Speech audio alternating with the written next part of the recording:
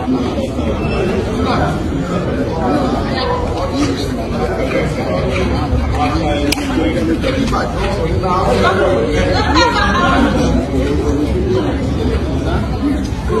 right. So I know some of us may be wondering why Nnamdi Kanu's legal team did not make any press statement yesterday.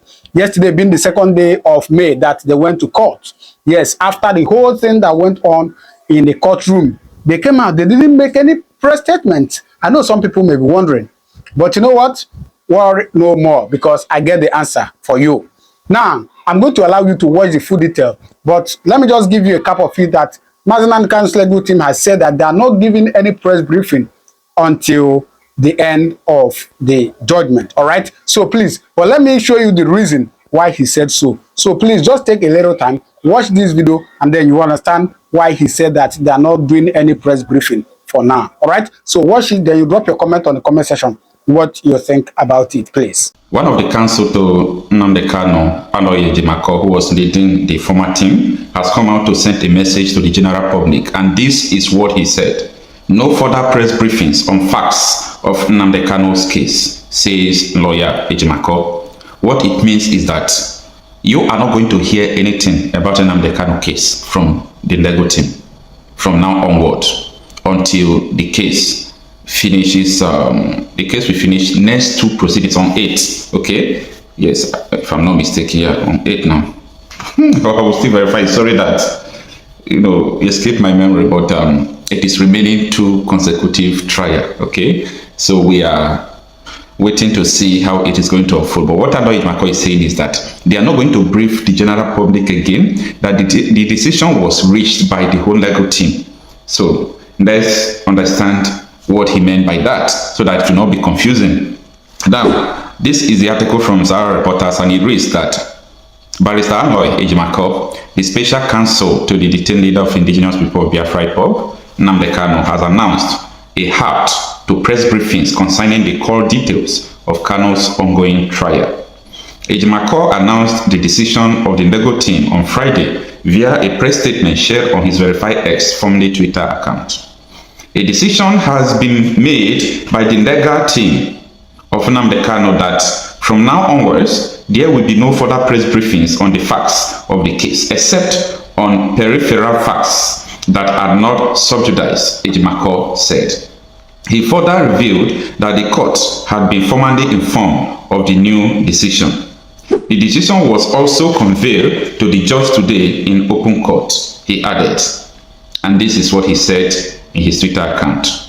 Ejimako wrote, update. A decision has been made by the legal team of Nnamdi Kanu that from now onwards there will be no further press briefings on the facts of the case, except on peripheral facts that are not subjudiced. This decision was also conveyed to the judge today in open court.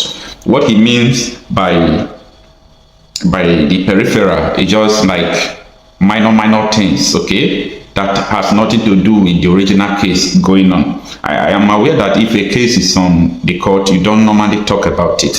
Something like that, okay? Now, let me continue with the article. The announcement signals a more guarded approach by Kanu's defense team as legal proceedings continue, with future communications expected to focus only on non-sensitive procedural updates. The long-running legal battle involving Kanu and the Nigerian government resumed on Tuesday, April 29, 2025 at the Federal High Court in Abuja, when both sides presented their legal teams. Kanu, who has been in the custody of DSS since his controversial extradition from Kenya in 2021, arrived in a court flanked by a legal team comprising 6 senior advocates of Nigeria. Kanu's sons were led by Chief Kanu Agabi, a former Attorney General of the Federation, with others including Uchenna Njoku, Professor Onye Chikbazo, Emeka Icheba, Menda Audu Nue, and Dr. Joseph Akubo. During this section, the prosecution presented its first witness, who testified under the special protection after the court approved the request to have the witness marks from the public view, of which you know about the thing. So, what do you think about it? Do you think there is any difference? Are you seeing the difference between when special senior advocate of Nigeria, I didn't say that people handling the kind of case before that they are not doing well, they are doing extremely well, may God bless them all. But I am seeing new changes since Agabi Professor Ikbazo, all these people was added to them. Because first of all, there are some things that you may not see as necessary, but they are doing it. Before, we normally see the legal team addressing the details of the court proceedings after the court process each day, but they are restraining from doing that now. Okay, so I believe that is very important, and this is where experience comes in. Yeah, I think this is experience, because I was overwhelmed by the cross-examination of today's process when the senior advocate of Nigeria, Kanu Agabi, was asking, cross-examining, let me use that word. He was cross-examining the federal government team, and it was so awesome to look that Agabi knows what he's doing. He's not a son for nothing, okay? Because no need to continue to repeat it. I have already said in my previous video how everything went. And now that they said that they are not going to brief people how things will be going, let's also believe that some media organization like Channels Television will also share the details, okay? Because Channels Television is actually breaking it down, how everything is going. Despite there are some words they normally use that I don't like, the words that even the Supreme Court has condemned, some of the news media in Nigeria continue to use it. It doesn't show, professionalism in journalism. No, it doesn't show that, okay? Especially if they use the word arrest in Kenya. How was Nnamdi Kanu arrested in Kenya? He was adopted, and it was known to everyone. UN asked Nigeria to release him on condition, and the Nigerian refused. And in return, they fired Nigeria back, and they never allowed them to join the UN Security Council since then. So it's not a normal issue that the journalists should be making mistake on. I don't think it's proper at all, especially Vanguard News as well. Vanguard News is always making this mistake. Sometimes Vanguard News will continue to write that Nnamdi Kanu is being tried for treason. Who is trying him for treason? I don't just know the problem with all this news media. For God's sake, Nnamdi Kanu is not facing treason, okay? There is nothing like treason. He's not facing treason. Yes, he was charged treason from the beginning, and later they didn't say anything to back their evidence of treasonable felony. They now turn it to terrorism, and they are running up and down. Imagine someone you charge for treason, you withdraw your case, you turn it to terrorism, because you can't arrest someone with radio equipment and wristwatch. You say you are charging for treason, and you are charging him for terrorism. It doesn't make sense. It doesn't make sense at all. It's so bad anyway. It's so bad.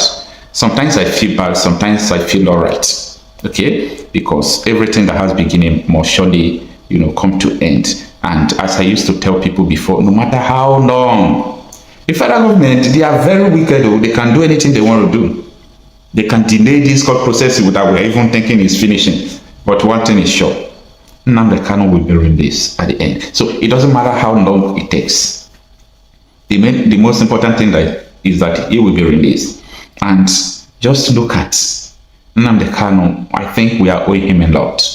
There is nothing he did not lose in the process of fighting for his people, in the process of making life easy for his people. Whether you believe him or not, okay? Whether you believe him or not, the passion to save his people is what led Nnamdi Kanu into Biafra agitation, to make sure that his people will be safe.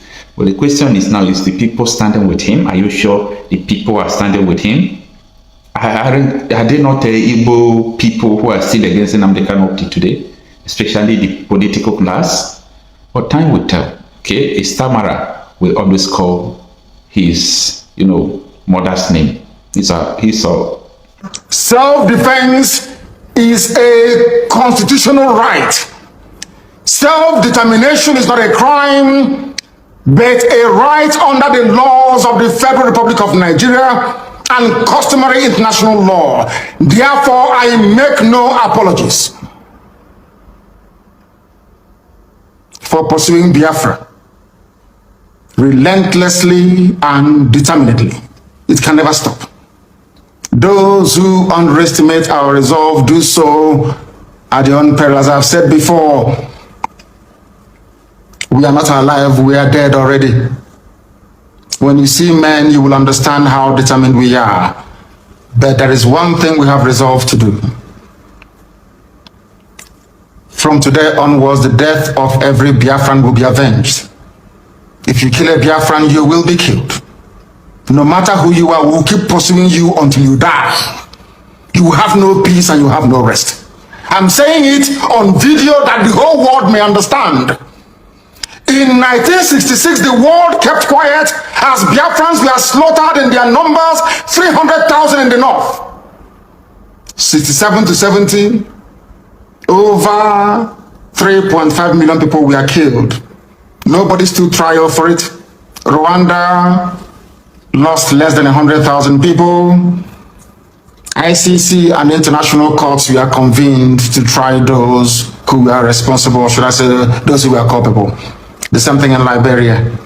But because you killed us between 66 and 1970 and nothing happened, and from 1945 to 1966 and nothing happened, that was the reason, or should I say, that is the reason why the Fulanis will keep coming to kill us on a daily basis.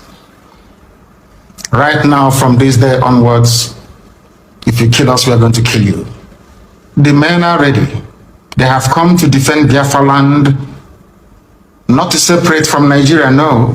We are going to accomplish that via a referendum. But if you come to our villages now to rape our mothers or abduct our sisters, you will die in the process.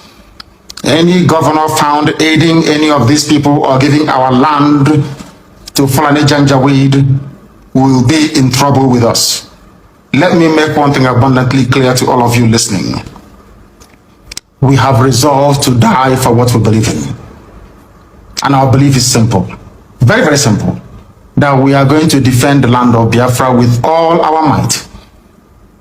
Not in pursuit of secession, as the idiots would say, but in pursuit of the defense of our land so that our mothers can go to the farm without the risk of being raped and torn to pieces.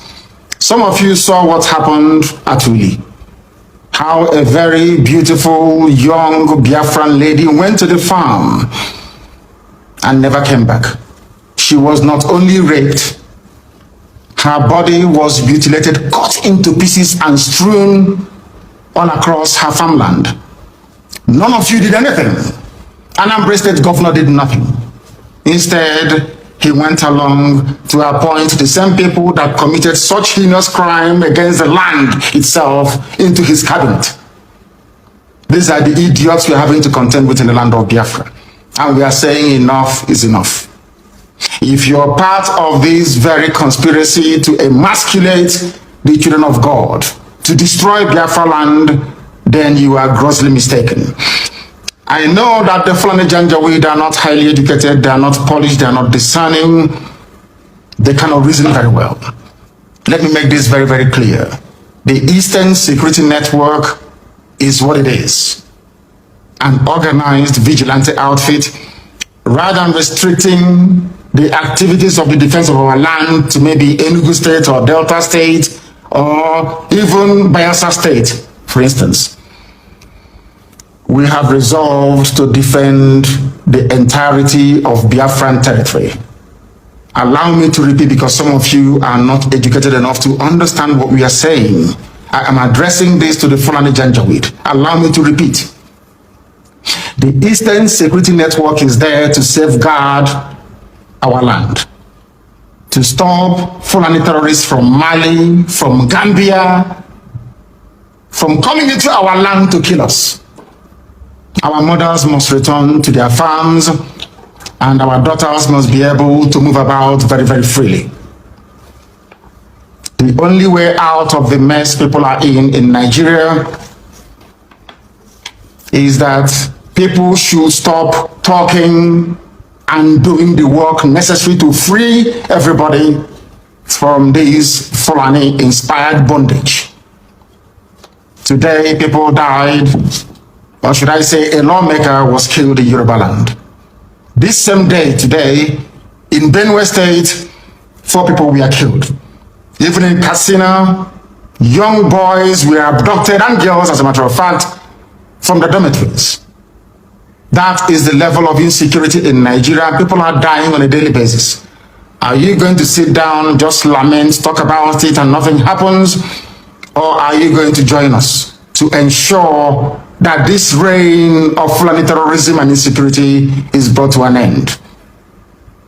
That is what we are for. That is why this very security outfit has been set up, and that is the work they are going to do. And nobody, and I repeat, nobody is going to stop us. Extrajudicial killings will no longer be tolerated. All right, so you have seen it. What do you think? Very well. Please do well to drop your comment on the comment section what you think, all right?